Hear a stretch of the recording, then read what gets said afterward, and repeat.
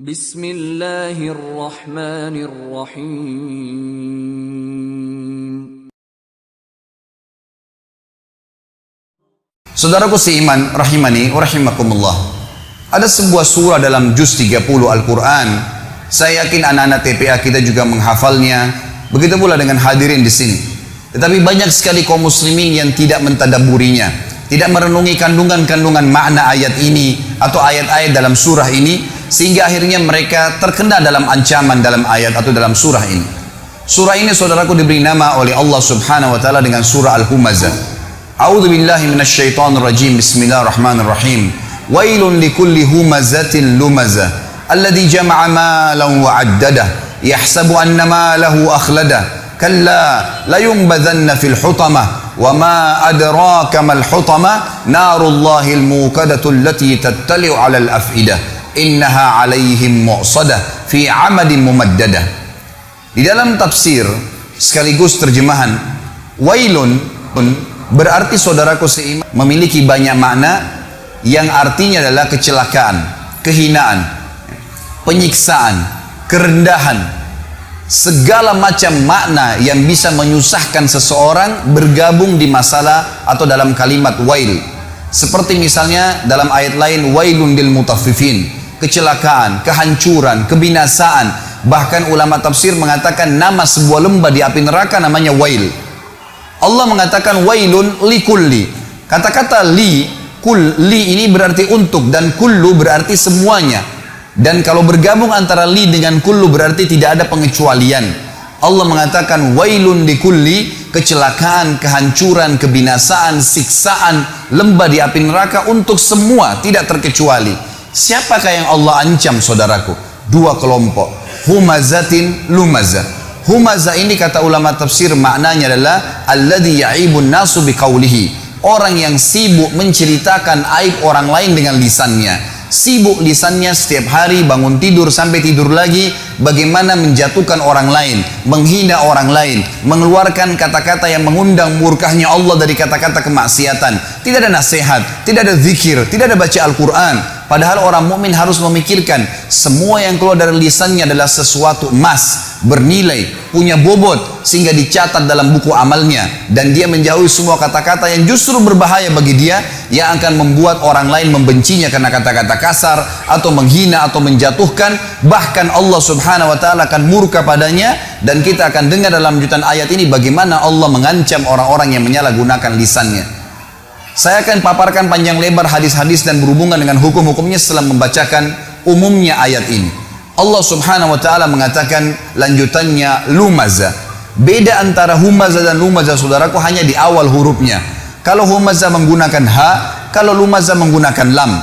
Kalau tadi humazah alladzi ya'ibun nasu biqaulihi, orang yang sibuk menceritakan aib orang lain, menjatuhkan, menghina dengan lisannya, maka lumazah adalah alladzi ya'ibun nasu bifi'lihi, orang yang sibuk mencontohkan aib orang lain dengan perilakunya.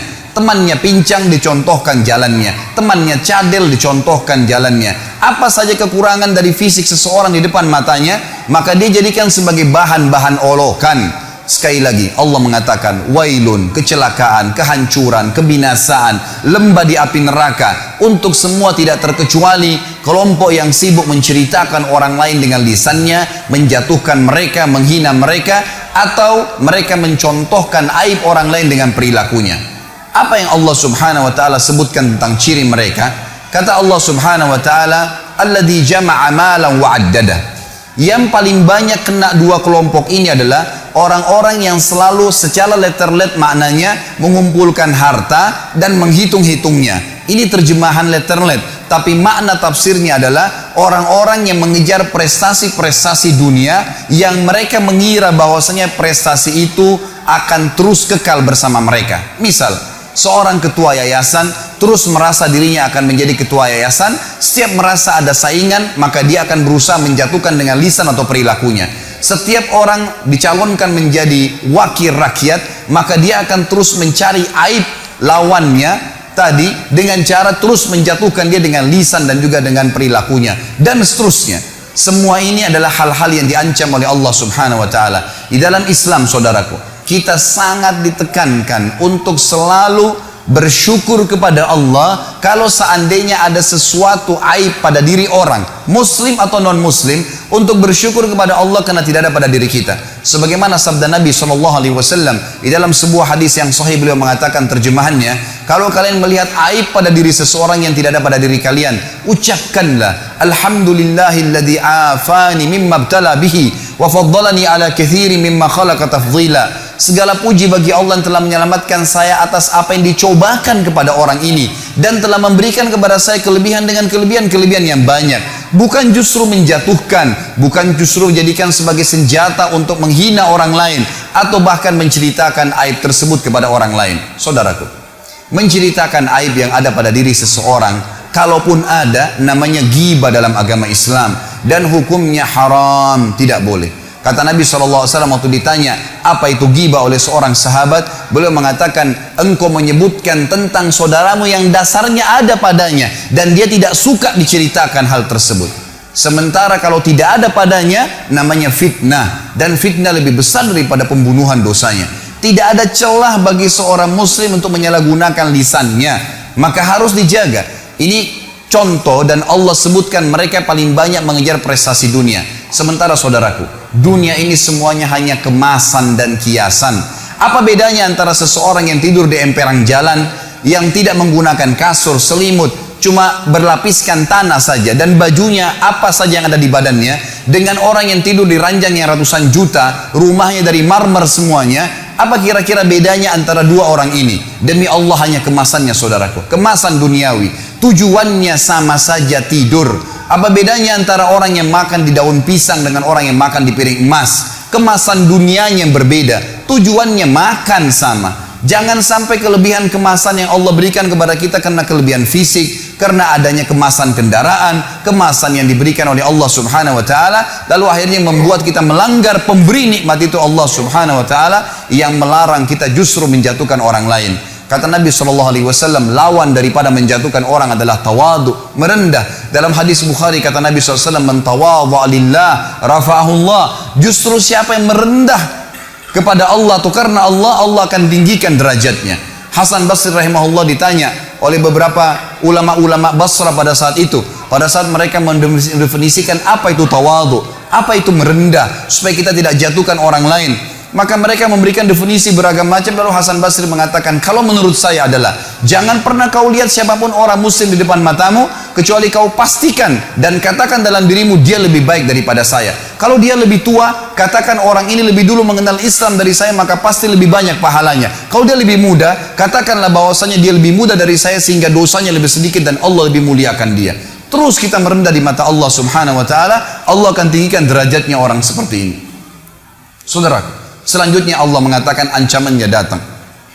Waktu Allah mengatakan wailun likulli humazatin lumaza, kecelakaan, kehinaan, kebinasaan, lembah di api neraka untuk semua orang yang selalu menceritakan aib orang lain dan mencontohkan perilaku mereka, yang mereka ciri-cirinya selalu mengejar prestasi-prestasi dunia. Yahsabu annama lahu akhlada, ya. Allah Subhanahu wa taala mengatakan setelah itu mereka mengira prestasi dunianya akan mengekalkannya di dunia.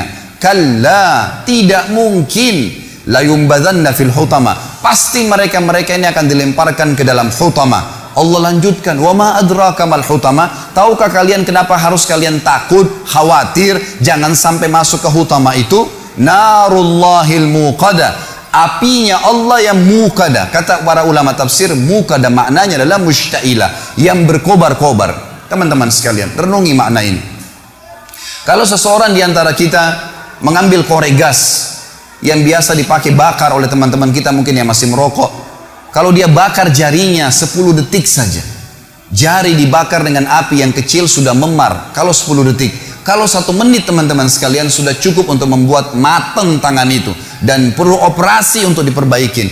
Bagaimana dengan api yang berkobar-kobar? Banyak orang tidak merenungi masalah ini, tidak memikirkan. Tetangga saya pernah mengalami kebakaran di kota Makassar pada saat itu beberapa tahun lalu. Saya coba ingin membantu saja, tiba-tiba ada api yang sangat besar menyambar di depan mata saya, dan saya membayangkan bagaimana kalau api itu subhanallah menyambar tubuh saya bisa hangus seketika pada saat itu. Tapi alhamdulillah Allah masih selamatkan. Tapi saya jadikan sebagai pelajaran, api yang berkobar teman-teman sekalian luar biasa. Kalau membakar maka akan menghanguskan tubuh seseorang. Allah mengatakan narullahil muqada, apinya Allah yang berkobar-kobar. Cukup sampai situ? Ternyata tidak. Allah masih sambung lagi. Allati, yang api itu tattali'u 'alal af'idah. Sifatnya api itu kalau dibakar kakinya penghuni neraka nanti yang humaza dan lumaza ini akan membakar sampai ke jantungnya. Orang Arab mengatakan dalam bahasa Arab, teman-teman sekalian, kalau dia melihat sesuatu, dia mengatakan ra'aitu, saya sudah melihatnya. Kalau sesuatu itu sangat dekat dan mudah dijangkau. Tetapi kalau orang Arab ingin melihat sebuah benda, misal di pinggir lautan, ada benda yang sangat jauh di seberang pulau sana, atau dia di atas gunung, dia ingin melihat sesuatu yang jauh, dan itu jarang dilihat orang-orang lain, kemudian berhasil matanya melihat, maka dia akan menggunakan kalimat ittala'tu, saya berhasil melihatnya, target yang sudah susah dilihat oleh orang lain. Makanya dalam baca buku pun dikatakan ittala'tu, saya berhasil melihat sesuatu informasi yang saya butuhkan. Allah menggunakan kosakata ini. Sifat neraka tadi, api yang berkobar-kobar hutama itu, kata Allah, allati, yang tattali'u, ittala'a, sampai pada target, alal af'idah, ke jantung manusia. Kata para ulama tafsir, kalau dibakar kakinya langsung ke jantungnya terbakar. Padahal kalau rasional kita datangkan manusia dan dibakar, teman-teman sekalian, yang terakhir terbakar jantungnya karena diselimuti oleh kulit, otot, tulang, dan seterusnya. Cukup sampai situ? Tidak lagi. Allah masih sebutkan agar orang betul-betul meninggalkan perbuatan buruk ini. Setelah dikatakan allati tattali'u 'alal af'idah, innaha, sesungguhnya api itu, alaihim mu'sadah, terhadap mereka melengket atau melekat. Mu'sadah bahasa lainnya adalah multasiqah, melekat. Kalau ada api, teman-teman sekalian, kita dilemparkan, disemprotkan api, lalu api itu tertarik kembali, kita rasakan panasnya tapi cuma sebentar. Tetapi kalau tubuh kita diberikan bensin, lalu disemprotkan api sehingga api itu melekat di tubuh kita, maka akan terus terasa panasnya. Per detiknya terasa panas. Maka Allah menggunakan kalimat ini. Api neraka utama tadi itu bukan hanya berkobar-kobar, tapi pada saat disemprotkan ke tubuh seseorang nanti, naudzubillah, yang melanggar melakukan dua perbuatan ini, apinya akan melengket ke tubuhnya sampai terbakar, baru padam api tersebut. Diulangi lagi, begitu terus, tidak akan pernah habis sampai dosanya dibersihkan oleh Allah Subhanahu wa taala. Dan ingat, ancaman ini berlaku bagi seorang muslim yang dengan syahadatnya pun dia sudah bisa masuk surga sebenarnya, tapi akan dimasukkan ke neraka. Dan ini baru satu jenis siksaan karena bahaya lisan dan contoh perilaku. Belum bicara masalah dosa zina, belum bicara masalah dosa riba, belum bicara masalah dosa durhaka dengan orang tua, ditambahkan azab-azab kepada mereka. Sangat konyol kalau orang mengatakan tidak ada masalah, saya disiksa dulu di neraka, toh akhirnya saya akan masuk ke dalam surga. Ini perkataan syaitan yang akan menyesatkan setiap mukmin yang akhirnya menganggap remeh dosa. Subhanallah, Allah mengatakan sungguhnya api itu sampai ke dalam jantung manusia dan api itu melengket pada mereka. Inna alaihim mu'sadah. Tidak cukup sampai situ, teman-teman sekalian. Allah menutup surah ini dengan kalimat, kata ulama, yang luar biasa. Kalimat ini menandakan siksaan yang luar biasa, tidak bisa dibayangkan. Fi amadin mumaddadah, kata Allah, dan mereka akan diikat di tiang-tiang yang bergelantungan. Kata ulama tafsir, penutupan surah ini luar biasa kalau orang memahaminya. Rasionalnya begini, kalau masjid ini kita tutup semua, tidak ada lubangnya sedikit pun, lalu kemudian kita bakar dengan api, teman-teman sekalian, ada orang yang mau dibakar di sini, nggak diikat di tiang, dibiarkan dia berlari-lari sana sini, tapi penuh dengan api ruangan ini. Pasti dia akan mati terbakar, tapi ada jeda pada saat dia lari ke sana, dia lari ke sini, ada jeda, dia tidak rasakan panasnya api. Kalau ada orang kita ikat di tiang masjid ini, lalu kita bakar, ditutup semuanya, dia nggak bisa lari karena terikat, juga masih ada jeda di mana dia bisa menginjak-injakkan kakinya ke lantai sehingga api dari bawah kakinya padam. Memang dia terbakar, tapi masih ada jeda di mana dia tidak rasakan panas. Tetapi teman-teman sekalian, renungi makna ayat ini, namanya tadabbur, mengambil hikmah dan hukum yang Allah inginkan. Kalau kita tancapkan tiang di atas atap masjid ini, ditancapkan tiang seperti misalnya tiang lampu yang besar, lalu kita ikat seseorang di situ, kemudian dibakar ruangan ini, dia bergerak kiri kanan pun tetap akan merasakan panasnya api siksaan tersebut per detiknya. Dan ini kata ulama adalah makna yang luar biasa, mengandalkan sudah cukup seorang muslim meninggalkan dosa ini, saudara. Surah ini, teman-teman sekalian, mengajarkan kepada kita tentang bahayanya menyalahgunakan lisan. Dan dari sisi lain, lisan dalam agama kalau dipergunakan dengan kebaikan, maka akan baik. Anda kalau menggunakan lisan Anda dengan baik, walaupun fisik Anda punya kekurangan, orang akan suka dengan orang yang lisannya baik, santun kalau bertutur kata, yang keluar dari mulut seorang muslim cuma nasihat, tanya kabar, ilmu yang bermanfaat. Tidak ada sesuatu yang menjatuhkan orang lain, tidak ada sesuatu yang menyakiti orang lain atau menceritakan aib orang lain. Maka dia akan disuka oleh orang umumnya. Dan kalau ada seseorang yang lisannya tajam, walaupun tampannya orang paling tampan di dunia, paling kaya, tapi kalau lisannya tajam, suka menghina orang lain tidak suka dengan dia. Itu secara kehidupan manusia. Juga di sisi Tuhan kita Allah subhanahu wa ta'ala, Allah sangat murka dengan orang yang menyalahgunakan lisannya. Sampai kata Nabi SAW dalam hadis Bukhari, laisal mu'nu bitta'ani walal la'an. Bukan sifat orang mukmin yang suka la'an dan ta'an. Ini dua-duanya bahaya lisan. Suka melaknat, menyal-nyalkan orang, kamu sial, kamu gini, kamu buruk, selalu dihina, dikata-kata yang tidak baik, menjadikan. Dan juga ta'an, suka menghina-hina orang lain. Dua-duanya ini adalah sifat bukan orang mukmin, bukan orang mukmin. Jadi dijelaskan oleh Nabi SAW. Surah ini teman-teman sekalian mengajarkan kepada kita tentang harusnya seorang muslim menjaga lisannya. Mari kita renungi bersama-sama sabda-sabda Nabi SAW berhubungan dengan masalah ini. Yang pertama, saudaraku, dalam hadis Bukhari Muslim, Nabi SAW pernah lewat di pasar bersama dengan beberapa orang sahabat. Kemudian ditemukanlah ada bangkai kambing. Bangkai kambing ini tanduknya patah, matanya buta, kakinya patah, dan sudah jadi bangkai. 4 aib sekaligus. Tanduknya patah, matanya buta, kakinya patah, sudah jadi bangkai. Lalu Nabi SAW ingin menarik perhatian para sahabat. Dalam ilmu bahasa Arab namanya jadbul intibah. Menarik perhatian para sahabat karena beliau ingin sampaikan informasi yang penting setelah itu. Lalu beliau mengatakan, siapakah di antara kalian yang mau membeli bangkai kambing ini? Kata para sahabat, ya Rasulullah, jangankan dia sudah jadi bangkai, kalau dia hidup saja, kami tidak mau membelinya. Kalau ada kambing hidup, tanduknya patah, matanya buta, kakinya patah, hidup, nggak ada yang mau beli. Apalagi kalau sudah jadi bangkai. Nabi SAW ulangin lagi dengan metode yang berbeda, dengan metode yang sama tapi dengan bahasa yang berbeda. Kata Nabi SAW, siapa yang ingin saya berikan cuma-cuma? Lalu kata para sahabat, ya Rasulullah, sama saja. Kalau dia masih hidup saja, walaupun dikasih cuma-cuma, kalau tanduknya patah, matanya buta, kakinya patah, nggak ada yang mau terima. Kata Nabi SAW, ini pesan beliau. Ambil dan bawa pulang, jadikan sebagai kaidah hidup teman-teman sekalian. Mohon maaf, saya naik di mimbar sini dan teman-teman dai pun pada saat ceramah, bukan untuk seremoni, bukan meramaikan, bukan saya datang sini jauh-jauh dari Jakarta untuk berdongeng dengan Anda, untuk menceritakan atau menghibur Anda. Ini hukum Allah untuk diterapkan dalam kehidupan teman-teman sekalian. Kaidah hidup, ini bukan mainan, bukan sesuatu yang cuma didongengkan saja.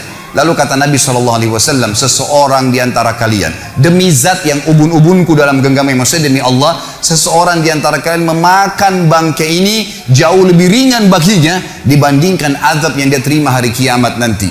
Diterima karena dia menceritakan aib saudaranya muslim. Artinya nanti hari kiamat dia seperti memakan bangkai karena menceritakan aib seorang muslim. Hadis yang kedua, kata Nabi SAW di dalam hadis riwayat Bukhari, man dhamina li ma baina lihiyai wa ma baina fakhidai dhamintu lahul jannah. Siapa yang bisa menjamin untukku di antara kalian apa yang berada di antara dua rahangnya, dua pipinya, lisannya, dan apa yang ada berada di antara dua pahanya, kemaluannya, aku akan menjamin baginya surga. Ini bahaya sekali. Salah guna lisan dengan kemaluan, selesai semuanya. Bahkan kata Nabi SAW, zina dimulai dengan lisan seseorang dan dibenarkan oleh kemaluannya. Dua benda di tubuh kita ini berbahaya sekali. Jangan sampai salah gunakan, kontrol. Ini harus penting.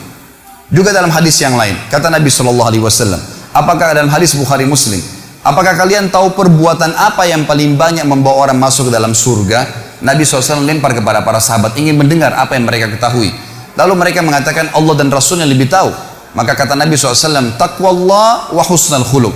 Kalian patuh pada Allah, kerjakan yang diperintahkan, tinggalkan yang dilarang, dan kalian memiliki akhlak yang mulia, baik sama orang, tata kerama. Lalu Nabi SAW balik mengatakan, apakah kalian tahu perbuatan apa yang paling banyak membawa orang masuk dalam api neraka? Maka sahabat pun mengatakan, Allah dan Rasulnya lebih tahu. Kata Nabi SAW, al-fammu wal farj, mulut seseorang dan kemaluannya. Ini dua benda yang paling banyak membawa orang masuk dalam api neraka. Saudaraku, sibukkan lisan kita dengan kata-kata yang baik. Semuanya, para ulama kita, kalau mereka diam, maka mereka berzikir. Kalau mereka berbicara, yang dikeluarkan semuanya kata-kata emas. Rabi' ibn Haytham rahimahullah, seorang ulama tabi'in yang masyhur dengan ketakwaannya. Beliau pernah didatangi oleh muridnya dua orang dan berkata kepadanya, wahai imam ini kiai, Apa rahasianya sampai membuat Anda bisa mengontrol lisan Anda? Karena Rabi' bin Haytham diam terus. Kalau dia bicara yang penting. Artinya di sini bukan tidak boleh bercanda, bukan tidak boleh tertawa. Nabi SAW bercanda dan tertawa. Tapi sesuatu yang jujur, tidak ada kedustaan. Tidak ada sesuatu yang bisa menjatuhkan orang lain, menghinanya. Sesuatu yang baik-baik saja. Maka kata beliau, wahai murid-muridku, apakah kalian masih ragu di pundak kanan dan kiri kalian ada malaikat yang selalu mengawasi kalian dari Tuhan kalian, yang mencatat yang baik dan yang buruk, dan demi Allah pasti akan dibacakan dan dihisapkan untuk kalian nanti di sana di akhirat.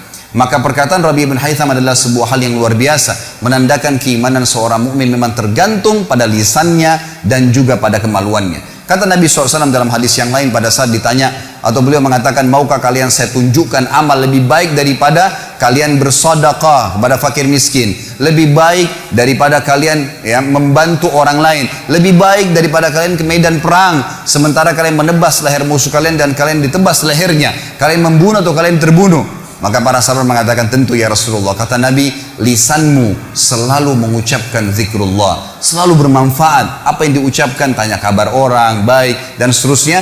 Maka tidak ada yang lain seperti itu, teman-teman sekalian. Dan kata Nabi SAW juga dalam hadis Bukhari Muslim, man kana yu'minu billahi wal yawmil akhir falyakul khairan aw liyasmut. Siapa yang mengaku beriman pada Allah hari akhir, tinggal nunggu sebentar jemaah sekalian. Tunggu aja ajal datang. Saya tidak dapat jaminan dari siapapun di sini. Ujung masjid ini tiba-tiba sekarang ada malaikat maut datang mencabut roh saya dan saya jatuh tergeletak tiba-tiba. Ini bukan doa tapi bisa saja datang. Kemudian saya meninggal. Orang cuma mengenal Khalid Basalamah pernah ceramah. Cuma seperti itu saja. Dan begitu bisa terjadi pada Anda semua. Bukan berarti orang harus masuk ruangan ICU baru kemudian dia meninggal dunia. Setiap saat. Dan semuanya akan ada hisapnya, saudaraku. Maka kata Nabi SAW, siapa yang mengaku beriman pada Allah dan hari akhir, maka dia hanya mengucapkan yang baik saja, yang Allah ridhahi, yang baik, gitu kan?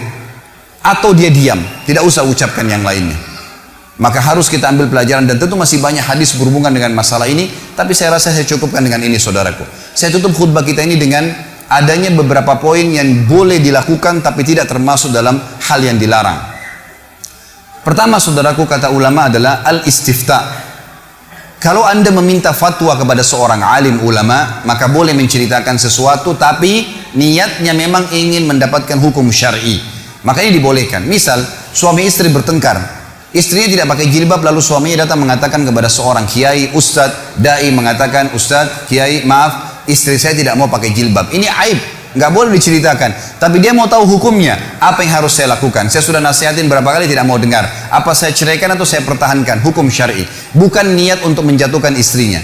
Sama, istri juga mengatakan, ustadz, kiai, maaf suami saya nggak sholat, suami saya tidak berikan nafkah, disebutkan aib. Tapi ini mencari hukum, karena ini pernah terjadi dalam hadis Bukhari.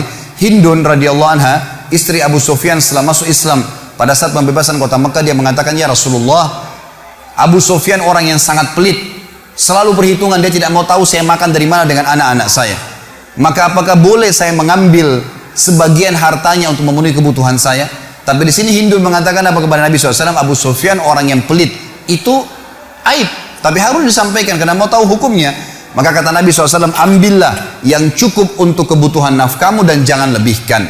Jadi kalau istifta dibolehkan, tapi ingat, meminta fatwa betul-betul murni niatnya itu, bukan karena mau cari fatwa kemudian ditunggangi sekaligus untuk menceritakan aib seseorang.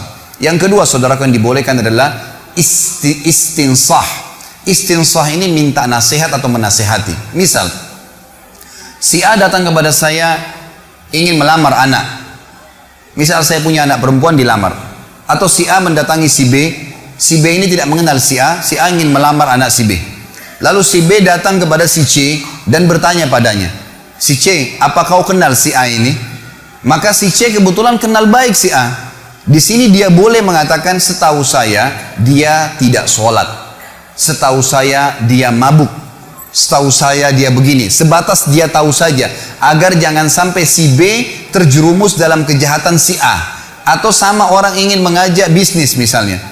Bagaimana caranya? Si A datang kepada si B, tolong berikan saya modal, ini proposal saya. Tapi si B tidak mengenal dia. Dia datang kepada si C bertanya, bagaimana menurut kamu tentang si A? Maka dia pernah tahu dan dia betul-betul memastikan itu bukan dikarang-karang. Dia mengatakan setahu saya dia sering utang tidak bayar. Setahu saya dia orangnya tidak jujur. Sebatas itu saja.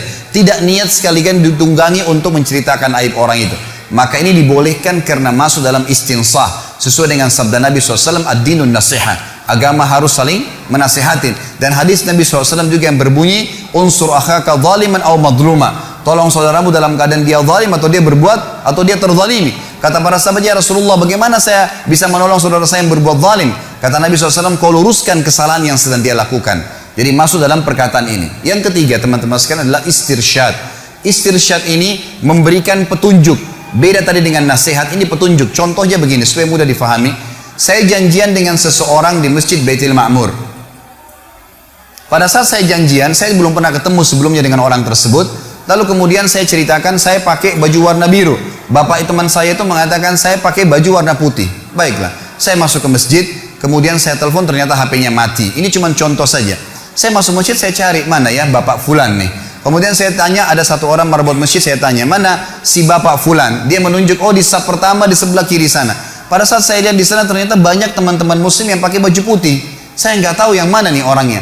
Maka saya tanya lagi, yang mana orangnya? Kemudian dia harus menyebutkan tentang cirinya supaya saya bisa tahu. Maka dia mengatakan itu orangnya baju putih yang badannya gemuk, yang kepalanya botak, misal, atau yang rambutnya panjang. Dia menyebutkan ciri khasnya supaya saya bisa tahu, dan tujuannya betul-betul istirsyad, memberikan petunjuk. Kalau tidak maka akan masalah. Ada seseorang mau beli rumah, lalu ditanya, rumahnya si Fulan yang mau dijual di mana? Anda silakan lurus, belok kiri, paling pojok sebelah kanan rumahnya. Orang itu ke sana, dia nggak temukan, lalu dia balik, saya nggak dapat, yang mana ya? Lalu saya bilang, rumah yang atapnya sedikit mau rubuh, pagarnya terkelupas, ada aib yang disebutkan. Maka ini tidak masuk karena ingin memberikan petunjuk. Sekali lagi, innamal a'malu binniyat. Allah tahu niat Anda dalam hati, maka niatnya memberikan petunjuk murni. Dan yang terakhir teman-teman sekalian adalah al-kuna wal alqab, julukan. Kalau seseorang terkenal dengan julukannya dan dia tidak marah dengan julukan itu, maka boleh disebutkan. Seperti misalnya, banyak ulama-ulama hadis termasuk guru-guru Imam Bukhari dan imam-imam besar, maka ada seseorang yang kalau jalan pincang, namanya Abdurrahman, dan orang yang perawi hadis banyak orang namanya Abdurrahman, maka disebutkan di dalam sanad hadis Al-A'raj, orang yang pincang, gitu ya. Ternyata dia punya nama memang, tapi karena banyak orang bernama Abdurrahman pada saat itu, diberikanlah julukan dia, dan dia tidak marah dengan julukan itu. Saya kasih contoh lain. Di Masjid Baitul Ma'mur misalnya diiklankan, habis sholat Jumat ada Bapak Ahmad, maaf kalau ada yang sama namanya, kita cuma kasih contoh. Bapak Ahmad, ada dua orang Ahmad di masjid kita. Yang satu penjual kambing, yang satu penjual mobil. Lalu diiklankan, salah satu dari Bapak Ahmad ini mengundang jemaah untuk makan. Maka diiklankanlah Bapak Ahmad mengundang makan siang di rumahnya. Jemaah pada nggak tahu Ahmad siapa nih. Lalu kemudian maruf masjid mengatakan Ahmad kambing misalnya, atau Ahmad mobil. Dia terkenal dengan julukan itu dan dia tidak pernah marah, bahkan dia senang kalau dipanggil dengan julukan tersebut. Maka ini tidak masuk dalam hal yang dilarang tadi, saudaraku seiman. Aku qauli hada, saya sudah mengucapkan perkataan saya ini. Wa astaghfirullah li wa lakum, dan saya beristighfar kepada Allah dan untuk jemaah sekalian kalau memang ada hal-hal yang salah. Fastaghfiruhu innahu wal ghafurur rahim. Beristighfarlah karena Allah Maha menerima taubat hamba-hambanya.